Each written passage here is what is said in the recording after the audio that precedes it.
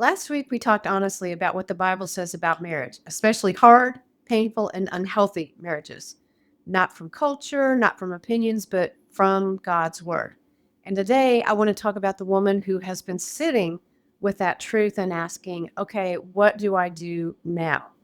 We identified three major types of marriages we see in Scripture. First, marriage between two believers where both people are pursuing Christ. Second, a marriage between a believer and an unbeliever. And third, a marriage where a believer is married to someone who is ungodly, destructive, abusive, or wicked in their behavior. And that third category, that's where many of you are living right now. And the Bible does not ignore that. It doesn't minimize it, and it doesn't shame you for being in it. Some of you, you may decide to stay. Some may separate. Some may eventually leave permanently. And sometimes God intervenes for you, like he did for Abigail, and like he did for Tamar. But no matter what your path looks like, God cares about you and your safety, your peace, your healing, and your future.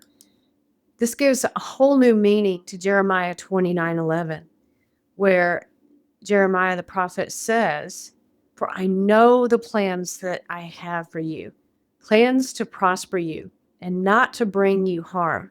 That is so powerful. God was speaking directly through Jeremiah, and that still speaks to us today.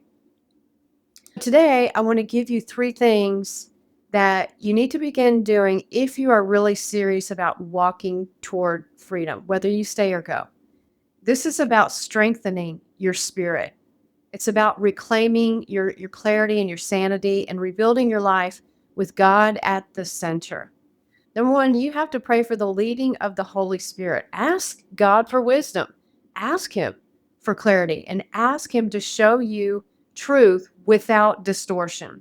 Now, I'm talking about real clarity, not making decisions because you're scared. You're not staying because you feel guilty, not moving because somebody is pressuring you. I'm talking about slowing down and saying, Holy Spirit, lead me, show me, guide me. Because when God gives you clarity, He's also giving you protection. Number two, come out of victim mindset and begin healing. You know, you have to come out of that victim mindset. And that means stopping the constant replaying and ruminating. The why did this happen to me? The self blame, the shame.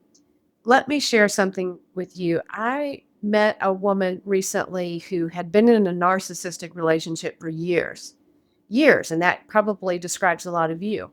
And she said she wanted help. She said she wanted healing and she wanted freedom.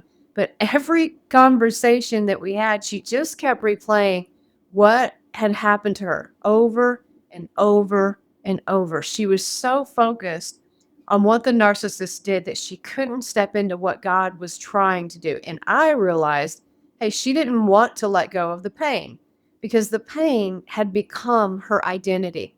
Listen to me. Many of you are dealing with trauma, PTSD, fear, hypervigilance, codependency. I get it. Doesn't mean that you're weak. It just means that you've been wounded, and wounded people deserve and need care, but you can't heal what you keep reliving. You have to begin picturing your future. You have to get a vision of what your future can look like. And that means purposely and intentionally shifting your mindset over from being a victim and all of the things that have happened to you to moving on and start putting your building blocks in place for your new foundation in Christ, following His direction. Keep your eye on that prize. And I need to say this in love. This situation is not going to magically get better. One apology is not going to fix it. One good week is not transformation. Narcissists are tricky. One prayer doesn't change a character issue. And truly, what you see is what you get. And patterns simply tell the truth. Number three, don't fall for love bombing. Stop taking your foot off the gas when the love bombing starts. Now, I'm going to tell you, when they sense you pulling away and you're starting to heal, you're getting stronger, You're not so dependent upon them. They will do whatever it takes to pull you back. They'll make promises. They might even cry tears. They might use spiritual language, and there's just a sudden change. And let me tell you, God can absolutely zap someone. This actually happened to me where everything was just in such turmoil, and it was just such a hot mess of jacked up dysfunction and abnormality that I was going through every single day.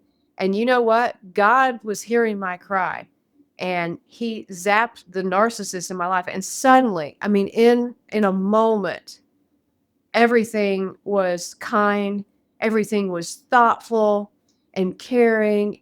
I was like, who is this person? What's going on?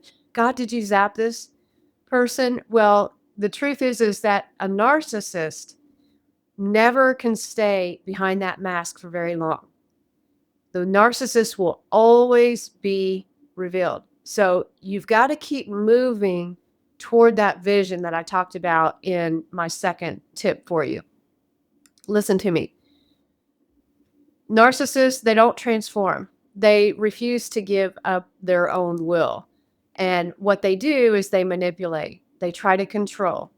So you've got to be mindful of that. You have to have power plus God, and that will make a way for you.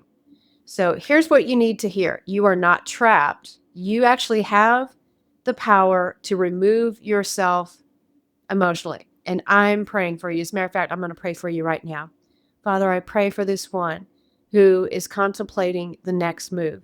Show her what to do, where to go, how to respond. And Lord, bring her back to the podcast on Thursday so that she can get more in-depth direction, wisdom, and discernment from the Word of God. It's in Jesus' name we pray. Amen.